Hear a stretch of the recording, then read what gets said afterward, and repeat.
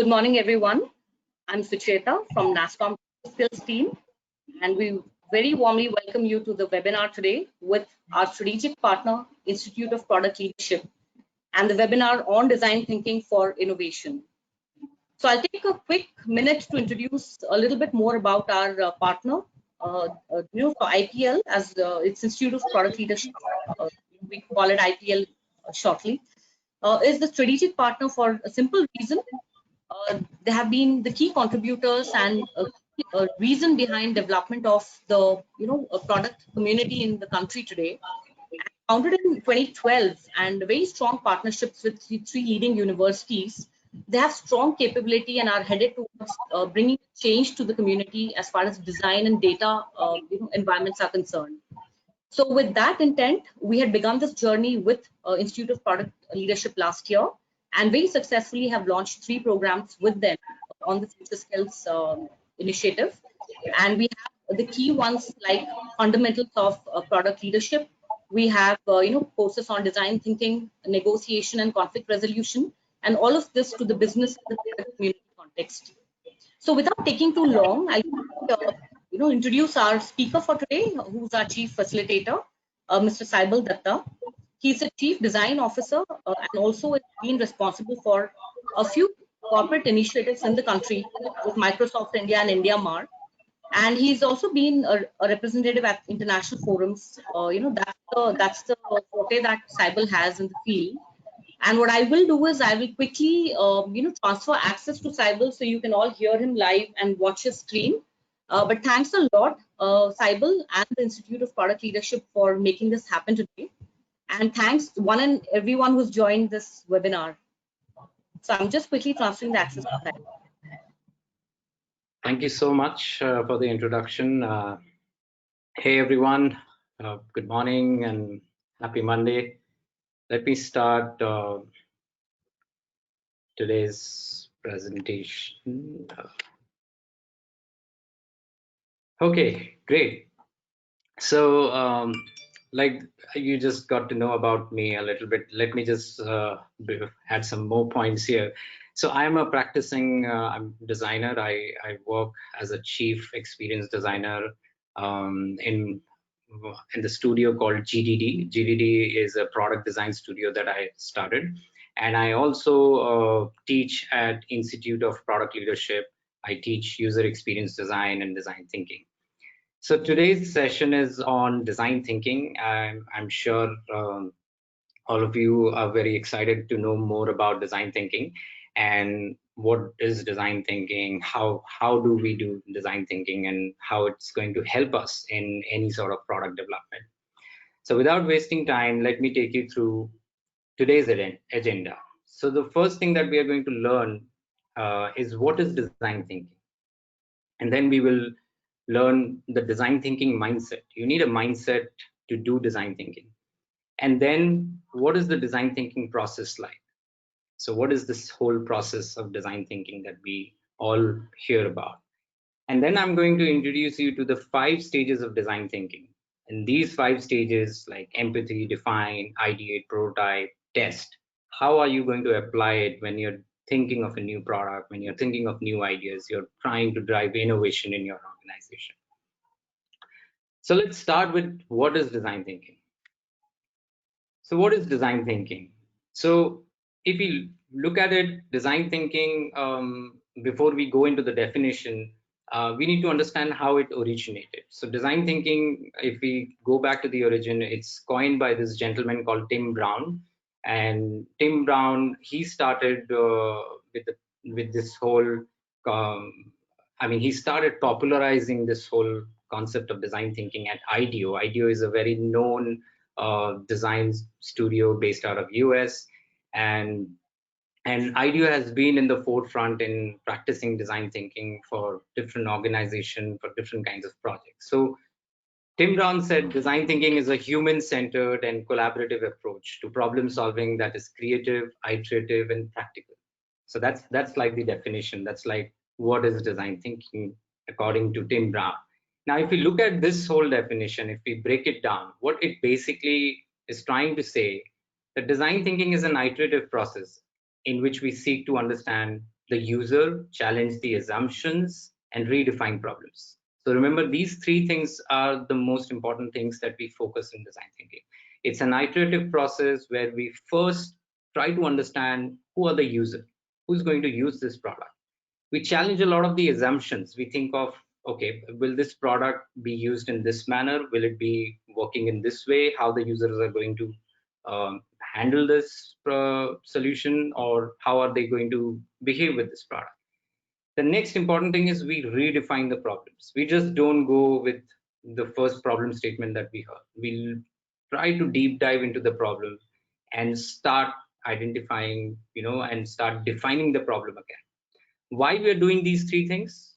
We are trying to understand the user, challenge the assumptions, and redefining the problems to find an alternative strategy or a solution that might not instantly, give that sort of solution to us. We are trying to look at what could be the alternate way to make this product more innovative.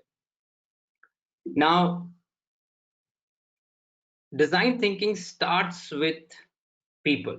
So many a times when we are working in organization, when we are trying to do product development, we get carried away, we get driven by what our clients are saying, what our stakeholders are talking about, or the product idea. Like, sometimes I feel most of us, we get carried away with the product idea. We are so excited about the idea that we are just focused on that idea.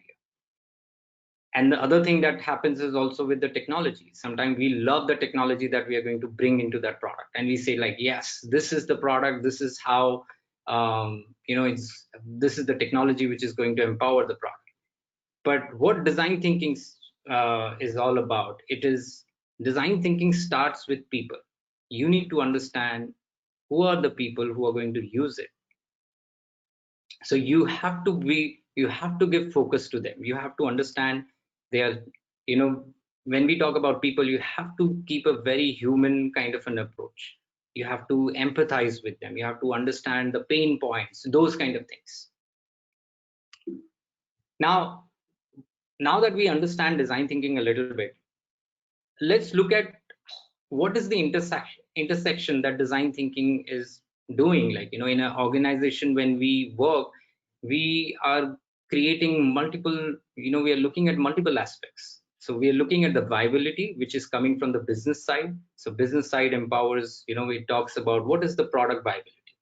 Then we look at the feasibility that comes from the technology side. How is this product going to be feasible? How are we going to develop it? How are we going to manufacture it? Then comes the desirability. This is the part which comes like, is this product desirable? Is it going to be there in the market? Will people desire to have this product or not? So these are the three things, and the intersection of these three things is where design thinking lives. When you are doing design thinking, you need to cover all these three aspects. You cannot just be on one side. So you have to bring all these sides together.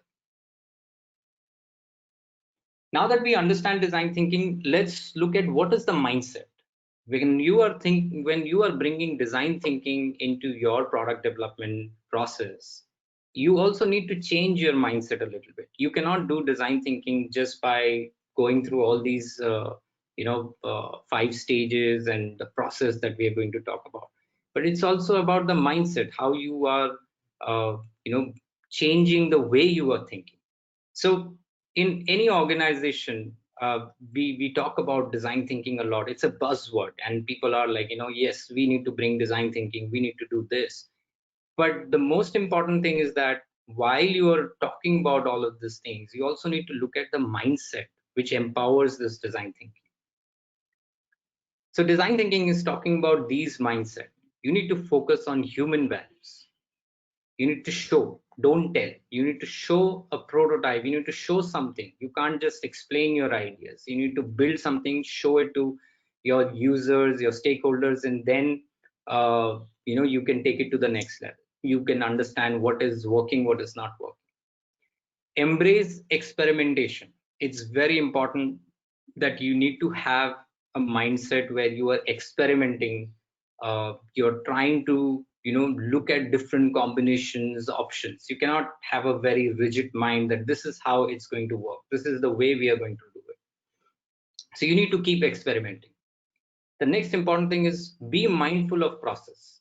Don't lose out on the process. This process has been, it is working for many people. It actually is helping. When you look at this process, and we will see it in other slides, you will understand that it is giving you a navigation system of how to innovate,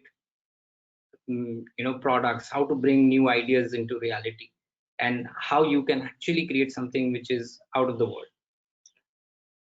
Bias toward action. Try to be more towards action rather than talking, thinking. Just keep doing, just do the stuff, create something, and then move to the next stage. Radical collaboration, the most important one. You need to have a very collaborative approach here. You cannot do it in isolation alone. You need to collaborate with different team members. And craft clarity. You need to have clarity on what you are doing, what you are bringing to the table, and how others are bringing certain craft into the process. So if you need somebody who's good with a certain skill, you need to bring them, you need to onboard that person into this whole process. So that's why the collaboration is a very important aspect here. So be ready to be human-centered, collaborative, optimistic, and experimental. These four things are very important when you're doing design thinking. You need to be human-centered. You need to understand the human values. You need to understand what people are looking for. You need to have deep empathy, look at their needs, their motivation. You have to be collaborative. You have to work in groups. You have to bring multiple perspectives. You cannot be just one man giving all the ideas and solutions. Then you have to be optimistic. You have to look at the future. You have to always believe in the change. You have to come up with ideas that this is going to work, and experimental because you need to fail, you need to iterate, you need to feel like you're never done, it's not complete. It's you need to keep exploring. So these are the kind of mindset you need to have. So it's important to first understand these mindsets, build these kind of mindset in yourself, and then jump into the design thinking process. So let's try to understand the design thinking process. So, Sucheta, can I just interject for a minute? Yes. I have been receiving, notes from a few people that they're not able to hear you well. So I'm requesting everyone who's attending this webinar as audience, please check internet connection at your end, because we are able to seamlessly see the presentation and we're able to hear Saibal well enough. So it could be an issue at your end. So requesting everyone to double check the connection, please. And Saibal, one of the questions from the audience is there are a few points they want to also discuss with you. Is it okay if they posted their questions? Will you be giving them some time later on to make it a little interactive? That's one question. Sure, we can do it once I'm done with all the slides. We can definitely we can take up questions. Perfect. So I think that answers everyone's question. Sorry about the interruption. Back to you, Saibal. No problem. Yeah. Okay, so I hope I'm a little loud and clear now. If you want me to speak a little louder, then I can do that. You're fine. You're fine. Please continue. Okay, great. Okay, so coming back to the design thinking process. Now, design thinking process is based on this double diamond framework. Now, what is this double diamond? It's a very interesting framework, and it's very important for everyone to understand this. So double diamond is a design process model which was popularized by British Design Council in 2005. They came up with this whole design process model, and this model was actually proposed in 1996 by an Hungarian and American linguistic named Bela Benatti. Now, this is adapted actually from Bela Benatti's model, which is a model of divergence and convergence model. You have to go and read more about the model online. You will get to know a lot about what was this whole divergence and convergence model like. But in 2005, British Design Council, they came up with this design process model, which was based on that divergent and convergent model. And this model, what you look right now looking at, this is like in form of two diamonds. Now, what it basically talks about is that there is a trigger in the beginning. That trigger is where you are articulating the problem, or you're taking a design challenge, and you're in the discovery phase, you're in the requirement phase. This is where you start getting into understanding the problem, and your analysis starts. So you can see we have a divergent thinking that is happening. What do I mean by divergent thinking is that you spread out your thought process. You spread out it so much that it's just widens up. You look at all different aspects, you look at all different areas, and then after a point you start converging your thoughts, you start narrowing it down. This is where the synthesis is happening. So first you're doing analysis, then you're doing synthesis, and that is where first it is a divergent, it goes like this, and then you converge, it goes like this, and that's where you form a diamond, the first diamond. Now the first diamond is formed and you get your design brief. This is where your problem gets defined. So you don't start your problem from the first trigger point itself. You start deep diving into the problem. You start looking into the, the nitty gritties, and you look at all the aspects of the problem. Why this problem is like this? Why did it came in the first place? And then you start narrowing down, where you start understanding the problem better. Once you start understanding the problem better, you come to the point which is the design brief. This is where we call it defining the point of view, a clear sort of a opportunity area where you can start generating ideas. So you don't jump into generating ideas. You first deep dive into the problem, and then you come to a point where you define the problem, and then you start taking that point as your idea generation point. So the next diamond is where you start again diverging. You start this whole, spreading your thought process, and you start ideating. You start ideating so much in all different direction. You go with your wild sort of brainstorming on ideas and all, and then finally you start prototyping a little bit, you start testing it out, you iterate, and then you narrow down on your concepts. So when you start narrowing down your concept, that is where the convergence or synthesis is happening. So this is how you can see the double diamond, how the double diamond is formed. Like, it starts with divergent thinking, and then it goes into convergent thinking. Now I'm talking about divergent thinking and convergent thinking. You can look at this is a very complex double diamond framework. Let's look at it how we can see it in a very simplified form. So double diamond, or the diamond that I'm talking about, is actually this. It is all about divergent thinking and convergent thinking. Now, what is a divergent thinking and what is a convergent thinking? Divergent thinking is about creating choices, creating like more and more choices, more and more ideas. Convergent thinking is about making a choice. So there is a difference. When you are creating choices, you're looking at all options. You're thinking of all new ideas. You're thinking of all different direction. What could be the possibility? You are not judgmental about a specific idea. You're bringing everything to the table. And when you are doing the convergent thinking, this is where you're doing a selection process. This is where you're making the choices. You're saying, okay, this will work, this may not work. So this is how, if you have, for a particular problem, if you have got like more than 20-25 ideas, then you are in a better position to make choice and pick up the best idea. So this is what this whole diamond is all about. And this diamond is like, there are two diamonds. That's why we are calling it double diamond. The first diamond is all about defining the problem. And the second diamond is all about bringing ideas and selecting a particular idea. So now we talk about the 5 stages of design thinking. And I will also connect how these 5 stages are overlapping with the double diamond. I will show you in the coming slide. But first, let's understand the 5 stages of design thinking. Let's understand at a very high level, and I'm going to go deeper into each of these stages. So the first stage is empathize.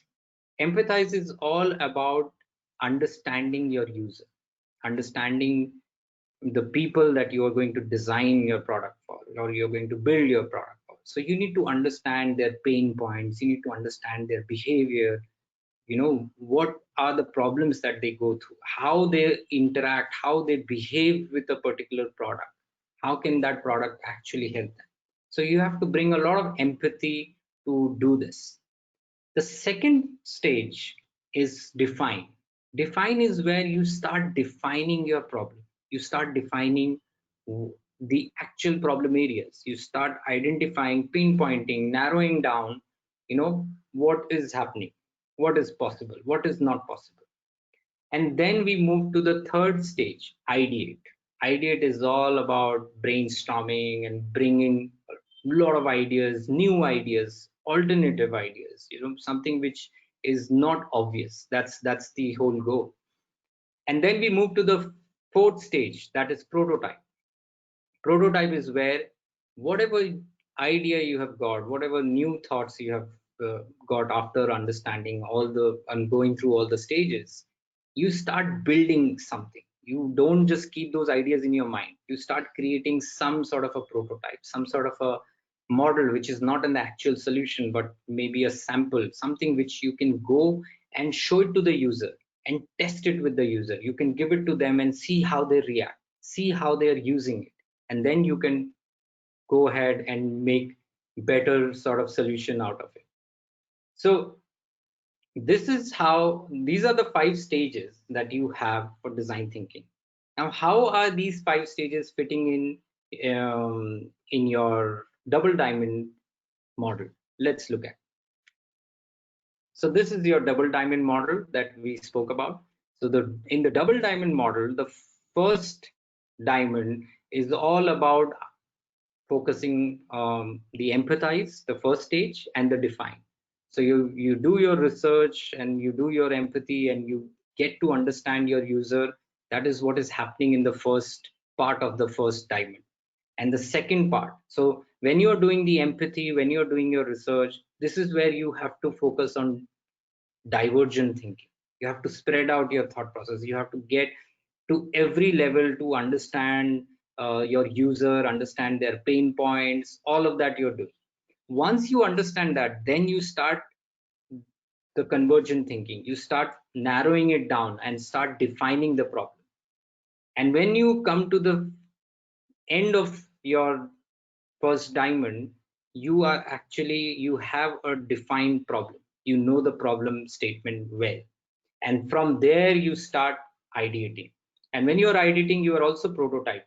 Because you are bringing new ideas, you're prototyping it. Your prototype may fail, you reject it, you go to the next idea, you prototype it, it works, you take it forward. This is the process which goes on. And then finally we do the convergent thinking, which is making choices. First I've done create choices, which is through ideation and prototyping.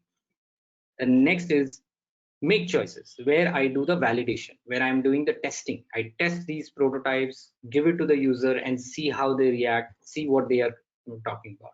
That's when the validation happens.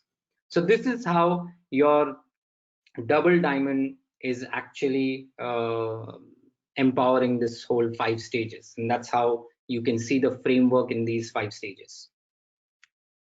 Now let's try to understand each of these stages in detail so that you get to know how we do. I just spoke about what is empathize, what is define, what is ideate, but let's also understand how we do it, why it is important. So empathize, which is the first stage of design thinking. So sorry about this, a slight glitch on this slide. Okay, so just don't go with this title. I think there's a little bit of a typo in this, but this is basically this section is about empathize, and empathize is all about when you feel what the other person is feeling and you can mirror their expressions, their opinions, their hopes. So you basically connect with the other person. You start thinking about what the other person is going through, what are their needs, what are their explicit and implicit needs. So why it is important? Because if you discover people's explicit and implicit needs so that you can meet them through your solution, if you understand it better, you can actually it will help you come up with the right ideas. But how are we going to do this empathize? How are we going to do empathy? So here are these 3 steps which you need to remember. Whenever you are in the stage of empathize, the first important thing is observe. You need to observe, you need to know how your users interact with their environment. What are their backgrounds like? What is their behavior like? What is their mental state like? You need to understand all that. You need to capture their what codes that they are saying, what kind of behavior they have, and reflect their experience. Notice what they think, feel, need. All these things are important to observe. The second important thing that we do in empathize phase is we engage by doing some research. We start taking interviews.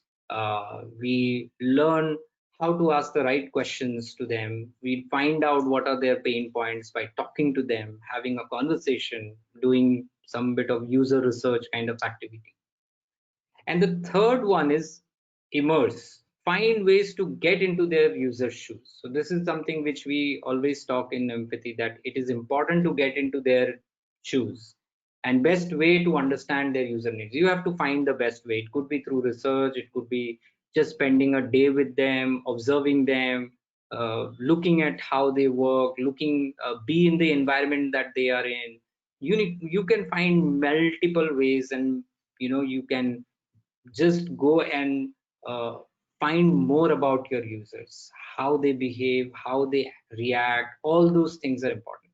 So the ultimate goal is you need to get into their shoe and understand what are the pain points, how it impacts them. So for example, if you're designing let's say a healthcare app for patients who are going through, let's say, the OPD process in hospital, and they need to take an appointment, they need to go and pay the bill, they need to uh, get their medical test. So there is a multiple things that is happening, and how they are basically communicating and interacting with the hospital. You need to understand their mental model, their mental state. Like, they are nervous, they are, and in today's time, going to a hospital is such a big challenge. So people want to do a lot of things online. People want to do basic checkups, basic queries on health issues, everything on the app. Now you need to understand it from a patient's point of view, somebody who's going through an illness, how that person is going to react when they go into an app, or they want to take an appointment, they want to do an online appointment, a virtual, maybe a doctor consultation, how it's going to happen. So it's important for you to first understand that side. Then you start giving ideas that, hey, let's have a online consultation, let's have some sort of self-help section, so that people can just quickly take some ideas and notes on, and diagnose themselves with some, maybe a chatbot kind of an experience, which can have some questions, answers. So these are the things that you can come up with. But first, it's important how a patient is actually going through, what is the kind of, the problem that they are facing.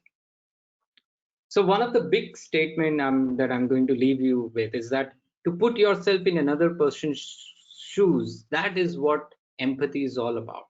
And it's a very challenging task when you have to think about somebody else pain point, how they are going through that problem. So I'm going to show you one example, and it's a very interesting one. So this lady, Patricia Moore, she's an industrial designer, and she basically, I think somewhere in the late 80s, or early, I think 1979, early late 80s. So in 1979, she was almost around 26-year old, and she actually dressed up like an old person just to understand how elderly with arthritis do things in daily life. So she was actually going through a process of understanding the pain points, and this is like a very immersive experience of doing empathy. So she actually dressed up. You can see this is her actual photo on the left when she was 26-year-old, and on the right hand side you can see the photographs of her disguised as a elderly person, trying to change her walking style, and she was trying to understand a daily life, like in a one particular day of an elderly person, how things are, what are those challenges, what kind of problems they face. So it was a very interesting example, and you can go online on YouTube and type Patricia Moore, and you will get a lot of videos of her experience, talking about her experience of learning what kind of problems elderlies go through, and then finally bringing some sort of some ideas and solutions in the real life. Now, what are the tools and techniques to empathize? So these are some of the tools and techniques that I'm leaving you guys with. You can actually apply them, and I'll just quickly tell you what each of these tools can do. So first important thing, you have to assume a beginner's mindset. You cannot have that mindset where you say, oh, I know about it. I know what elderly peoples are going through. I know, I have seen it many times. No, you cannot have that. You have to have a beginner's mindset. You need to be curious. You need to go and find out more. The next thing is ask what, how, why. These are very important things. You need to go and find out what is the problem, how is this problem coming up, why is this problem existing. Or we also call it like ask the five whys. Like, these are very important things. Then there is another tool which we call as empathy map. Empathy map is where you create an empathy map and you start understanding more about the users, and I'm going to show you example of empathy map. Then conducting interviews with empathy, you conduct one-to-one interview, try to understand their pain points. You build empathy with analogies, you look at different other areas and try to build that empathy for the user. Use a lot of photo video based studies. You have to click photographs, click videos, and understand how people are behaving, reacting in certain environment with certain problem and products. Use a personal video and journals where you can write, you can keep a record of things that you are observing. It's a lot about observation. So like I said, the first thing that you do is observation. You engage with extreme users. Engaging with extreme users means going and meeting some of these users who are the extreme users going through these pain points a lot.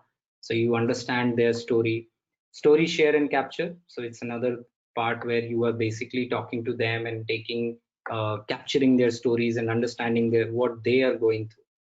And the next thing is the creating journey maps. Many of you probably have heard of journey maps, or if you have not, so journey map is where you actually look at the multiple touch points that your user goes through when they are interacting with a product or a situation. So you need to understand each of those steps. You need to understand each of those touch points. So these are the tools for empathize. And here is an example of empathy map. So an empathy map will look something like this, where you are going to record what the users are saying. You're going to capture what users are thinking when they are experiencing the product. You are also going to look at what the users are doing, like what actions that they take when they're interacting with the product. And feels, this is where you basically capture their emotional state. Like for example, somebody is looking at a web page and feel like, oh, the page is taking a hell lot of time to load, it's very slow. So that's an impatient kind of a feeling, so you captured that. So some more examples. This is an example of how we do empathy map. We put the user in the center and capture what they are saying, what they're thinking, what they're doing, and what they're feeling. This is another version of empathy map, slightly modified, where you are also capturing what they are hearing, what they are seeing, and you are also writing their frustrations and their gains, like what is making them happy and what is making them sad. So these are some of the tools for empathize stage. Now we move to the next stage, which is define. Now define is the stage where we start looking at the problem and we start doing the convergent thinking. Now, the first important thing with define is that you start framing the problem, you know, and you use a very unique and concise kind of a framing method where it is based on user needs and insights. And why it is important? Because it helps you explore new opportunities and look at things differently. It also can guide you towards innovation, because something very different can come up. So, and you will also start feeling like, what is that worth working on? Is this the problem that is worth working on? Because if you don't define the problem correctly, you may lose a lot of your time just exploring problems which are not worth working on. So it's important to define problems so that you understand that is this problem worth working on or not. So you get a lot of new opportunities when you start doing this exercise, at this particular stage. Now, how are you going to do it? That's a very important question. So first important thing is that you synthesize your observation about the user. So whatever you have done in the empathize stage, you start synthesizing them and you start bringing things together. Then you need to come up with a meaningful and actionable problem statement. So something which is meaningful and actionable. Just don't go with a very casual problem statement. Okay, we need to do this, or this is the problem and that needs to be fine. So you need to start narrowing down and start creating a very concrete statement. So, and a good problem statement will always give you a good kickstart with the ideation process, because if your problem statement is concrete, it's going to give a very good kickstart to the next stage. So unpack all your empathy findings that you have done in the first stage, and get the needs and insight in place so that you can scope a very meaningful statement. The last important thing that you can do, and that is what we are calling as define your point of view. So point of view is like, it has to be a meaningful, like I said, meaningful and actionable problem statement. So you need to keep your emotions aside, um, and the individual that you're designing for. So keep those emotions aside. Don't get emotionally attached with your problem or the idea that has come to you.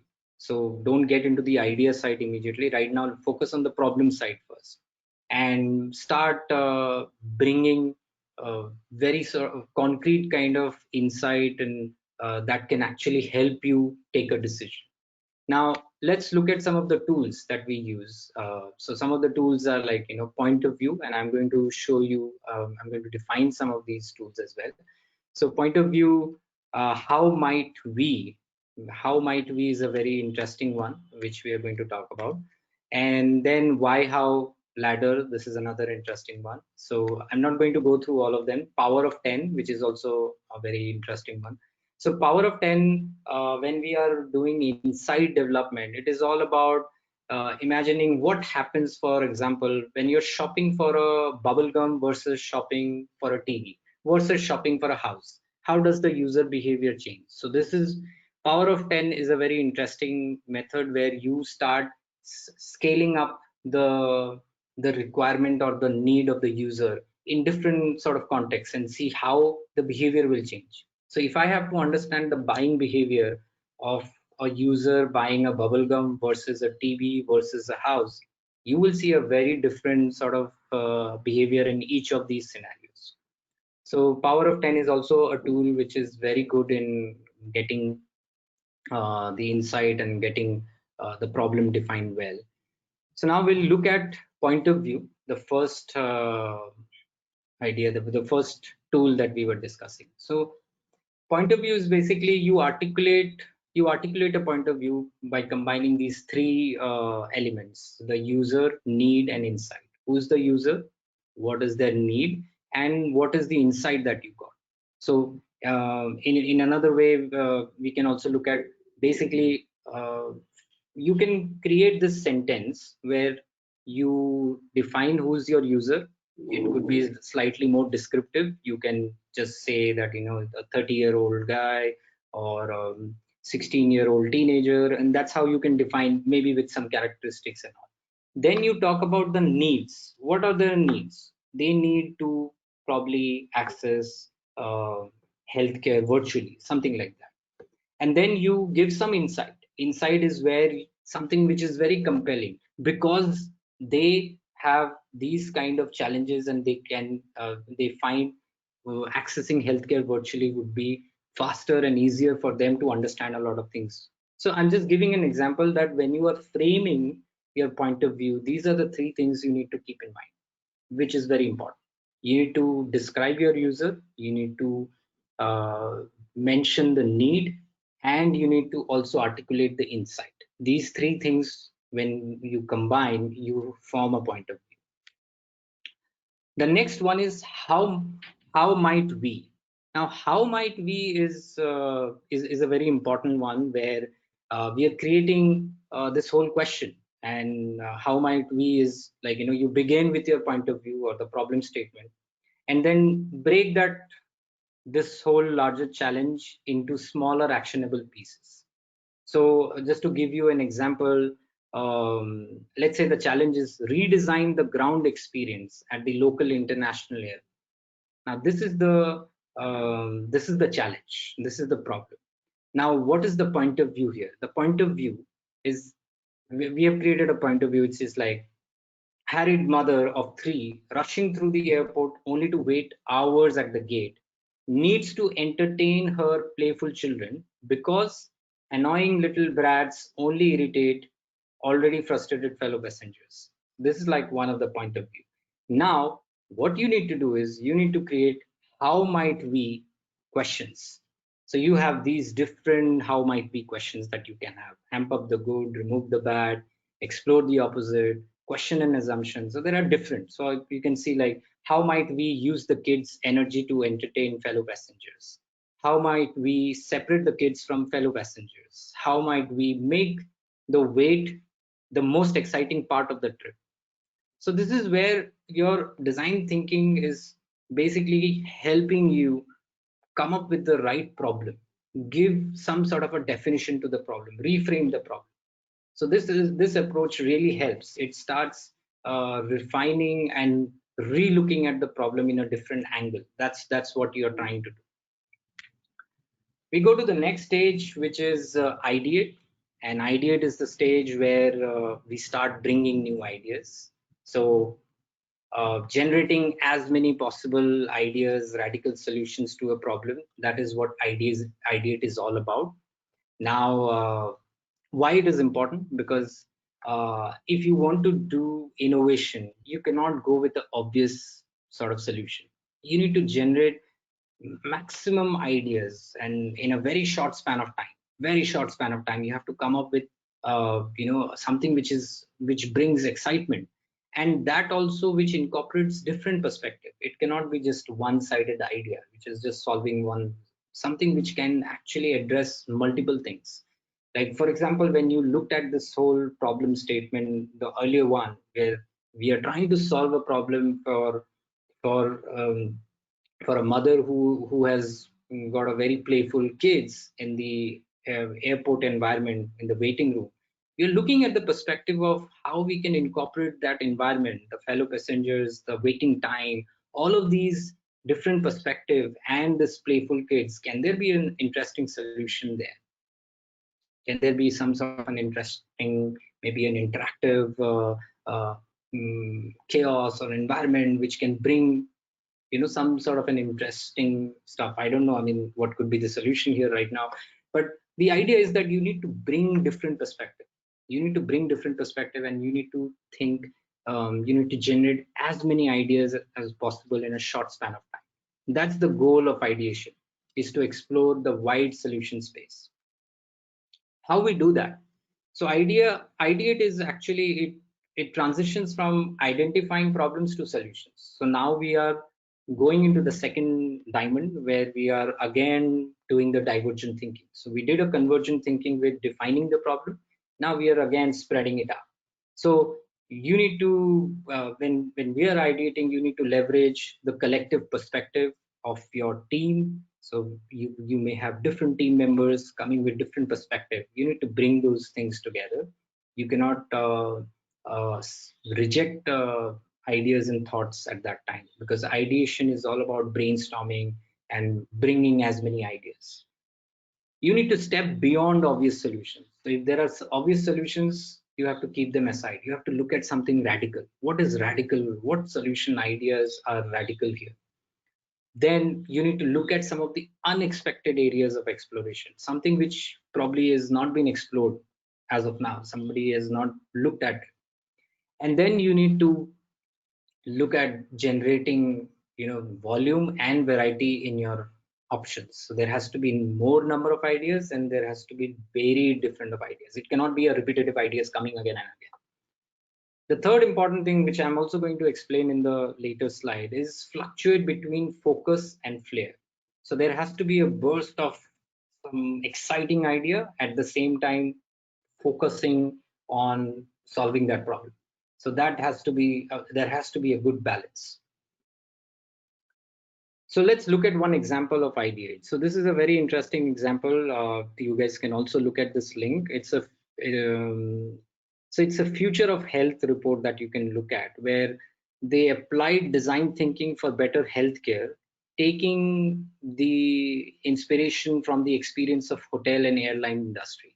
If you look at this image, this is like an image of a future hospital where different beds and different wards are actually separated in a very interesting manner. So it looks completely different than the current hospitals and healthcare centers that we look at. So how an experience of airline and hotel industry is getting combined with the problem of healthcare. This is a very good report to look at. You can go through the whole detailed case study, and it's a very interesting case study on design thinking. Now, what are the tools and techniques for Ideate?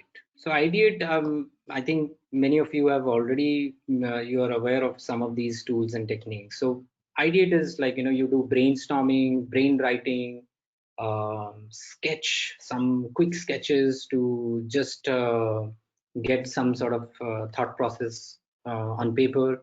You do storyboard. Storyboard is like creating a story and looking at the complete flow, and you think it from that angle. Like you start thinking from a story and then come up with a solution.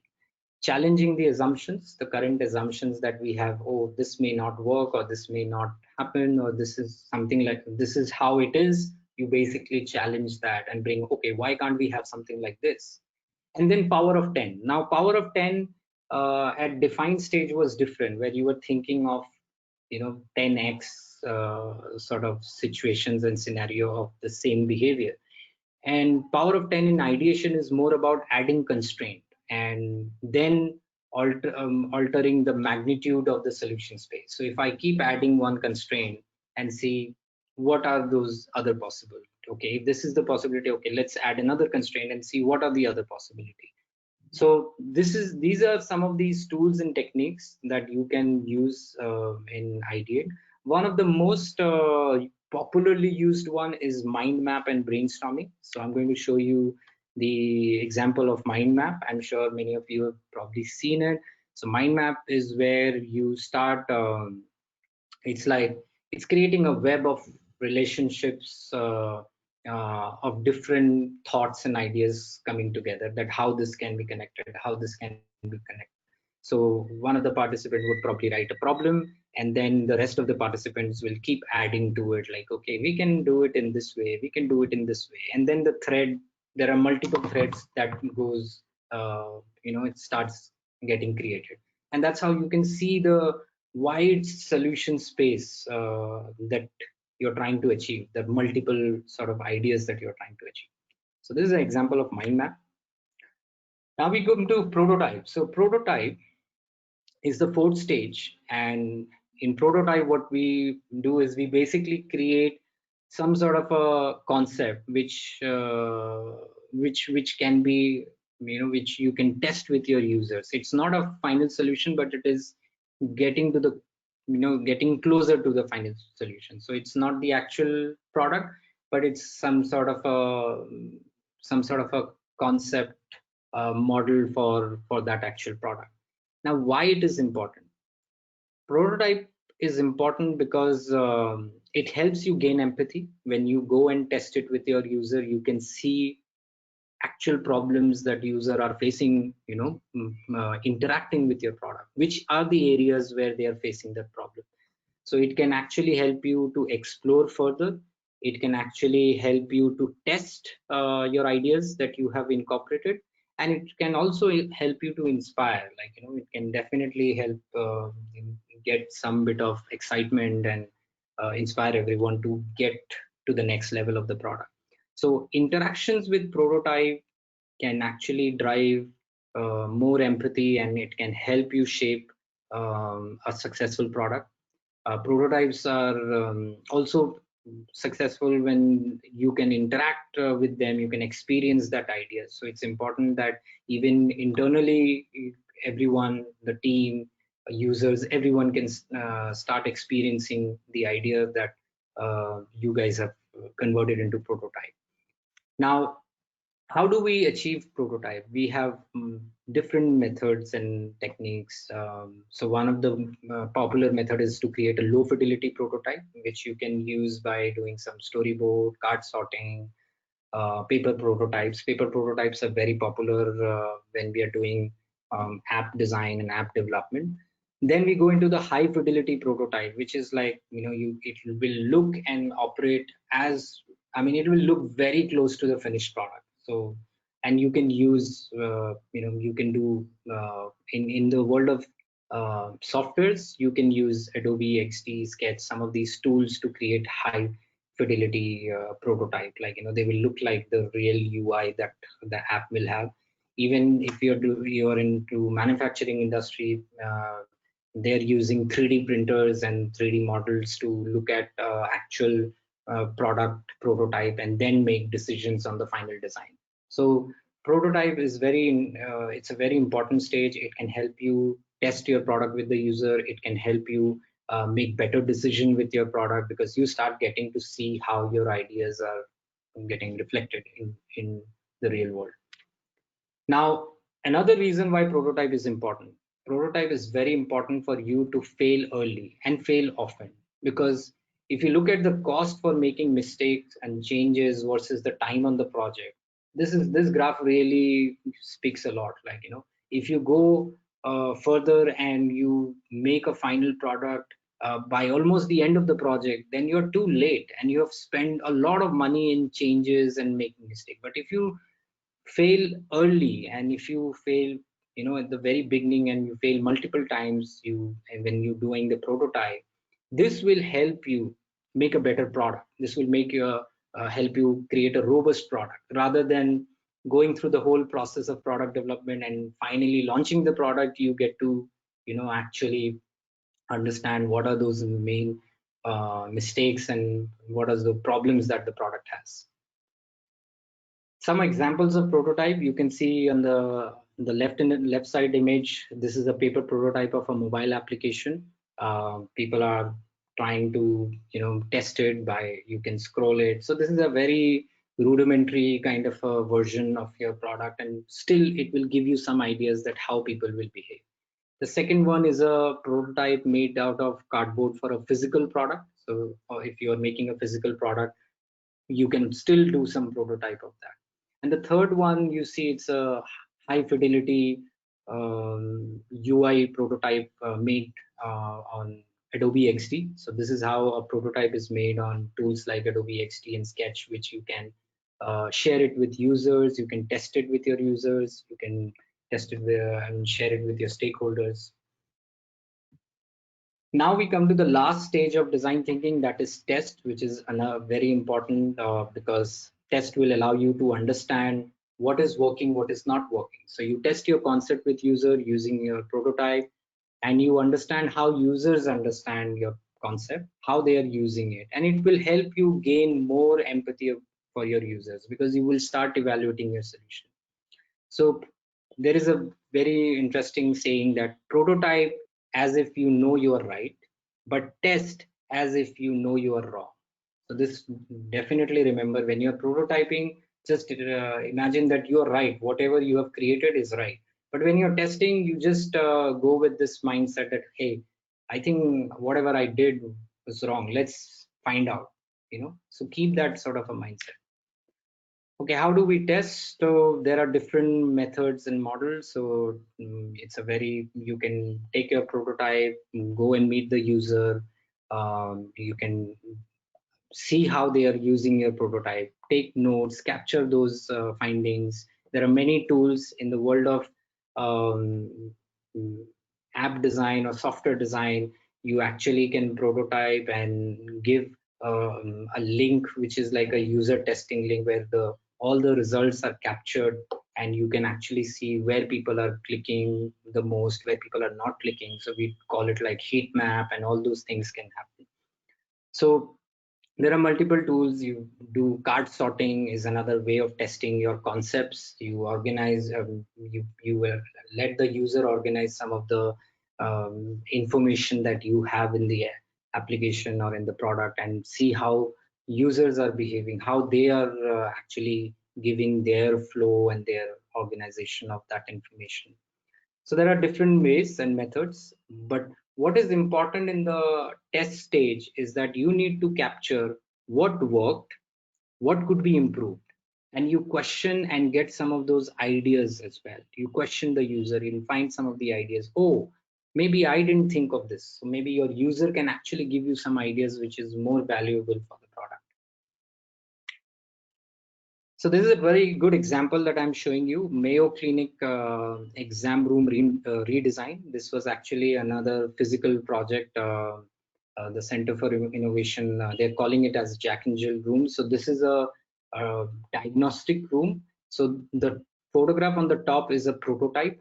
They tried multiple ways, multiple arrangements to see what is the best arrangement for patient to come for a diagnostic checkup, and that is and the photograph which is below is the final result and the final outcome. If you go to this link, you will get to read more about this project and how they applied design thinking, how they applied test as one of the important stage of design thinking to validate different ideas that they had come up with. Because if you have a lot of ideas and different prototypes, it's important to go and take these ideas to test with the user and see what will work and what will not work.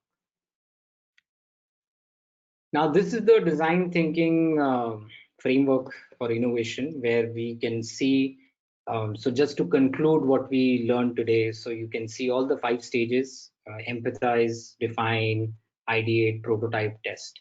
And this is the way you basically follow this process. So you start with empathize, you create, this is where the context is getting set, and then you go into the define stage, you go into the ideate from define, then you go into the prototype where the form is getting set, and from prototype you go to test, and finally from test you again go back to empathize. So this is how it's a loop, and it's an infinite process that you can actually keep doing it till the time you don't bring that innovative idea for your product.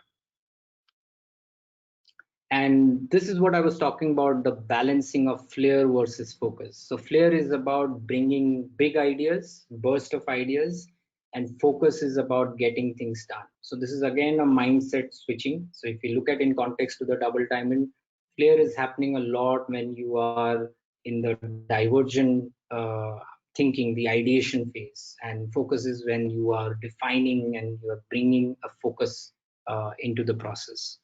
So you need to keep switching between the two. The overall design thinking process, if you look at it, it feels something like this. In the beginning, when you are researching, when you are empathizing, everything is very uncertain. The patterns, the insight, it is very abstract. It's not very clear. As you move forward and you start prototyping and then start, testing, you get clarity and the innovation starts happening there. That is where your process gets more concrete. So that's how we move.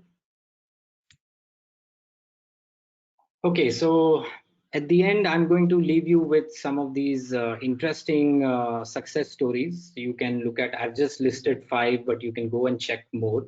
There are these 40 design thinking success stories, or you can say case studies that you should definitely check out, which is there on the internet. Companies like Bank of America, Mayo Clinic, Apple, Nike, Braun, they have all applied design thinking at one point of their product development cycle, and they have come up with really interesting products and ideas, and you definitely need to go through and see how these 5 stages and how the design mindset and this process is applied and what kind of innovative products have come from these companies. With that, that's the end of my session, and I think we're running out of time. But Suchita, if there are any questions that I can take in a short span of time, I'm more than happy. Yes, Saibal. Yes, thank you so much for that insightful session, Saibal. We definitely have a couple that I would want to bring to your notice. Just in the interest of time, we'll restrict it to 2 questions. The first one is on the empathy map. Is that different from a journey map? And if it is, could you share an example of a journey map? Sure. So empathy map is slightly at an earlier stage than journey map. So empathy map is focusing on what the users are thinking, what the users are feeling, what the users are seeing, and it is not in context to any particular stage of the overall interaction with the product. It is in general, like, how the user's mindset is like, mental state is like. But when we come to journey map is more focused on the journey of the user in the overall sort of product interaction with the different stages. Like, for example, I can give you an example and you'll understand it better. Like in terms of healthcare, the Mayo Clinic, the exam room, the diagnostic room. So if we look at the empathy map, would be more focused on understanding the patient's mindset. What is the patient mindset like? How the patient is actually, what they are thinking, what they are feeling, what they're saying, what they're doing. All those things are coming in general to the patient as a user coming to a healthcare clinic like Mayo Clinic. But when we talk about journey map is going to look at the individual stage and start empathizing. So you will start looking at what happens when the user enters the clinic. What are the first steps that they need to take? So you also need to start defining the steps in the journey map. And according to the step, you need to find out what they are feeling, thinking. So the multiple touch points that are involved, that is what you need to understand in journey map, whereas in empathy map you just focus on the user's mindset. Sure, that helps, Saibal. So the last question is on power of 10. Could you quote an example? Power of 10, if we talk about power of 10 in the context of defining a problem, you need to look at the behavior that is different for users in different sort of levels. So if we are talking about, let's say, designing an e-commerce, and e-commerce is a very good example, because in e-commerce you will see that there are different products. Now when we are selling a very high value product, like let's say we are selling home appliances versus we are selling t-shirts and caps, or let's say any food item, the behavior would be very different. So power of 10, when we are defining the problem, it really helps in defining. You cannot say very generic, like, this is the buying problem of users. What are those? You need to define further. What are the different sort of scenarios in the buying problem? What are the different levels of the buying problem? Because the mindset will change if somebody goes and he needs to buy a 1 lakh rupees worth phone versus somebody's buying a 350 rupees t-shirt. So mindset is different. How people will make decisions will be different. So this is really helpful when you're doing the power of 10 in the defining problem. But when you're doing power of 10 in ideate, you need to keep adding a constraint to your ideas. So you thought of an idea like this and you said, okay, now the constraint is, what if he needs to buy with a certain budget? So how will he react? How will he use this particular option? So that's how you change power of 10. We can also talk about it more if I had time, but I would definitely encourage all of you to search power of 10, which is a very interesting method, and you'll get to understand a lot about it. Sure. And I think, Saibal, that was really, really informative. And what it seems like from the questions I'm getting is that we may have to do a sequel of this session, just so that everybody has got the right reinforcement on the stages, etc. But thanks a lot once again, Saibal. And I also take this opportunity to thank everyone who has attended this webinar throughout. A quick reiteration is that we have courses from Institute of Product Leadership available on the Nasscom Future Skills platform. And a recorded version of today's webinar will be shared by everybody on an email. So thanks once again. Hope you all have a great day and a good week ahead. Once again, thank you, Saibal. Have a good one. Yeah, thank you everyone, and happy Monday. Bye. Bye.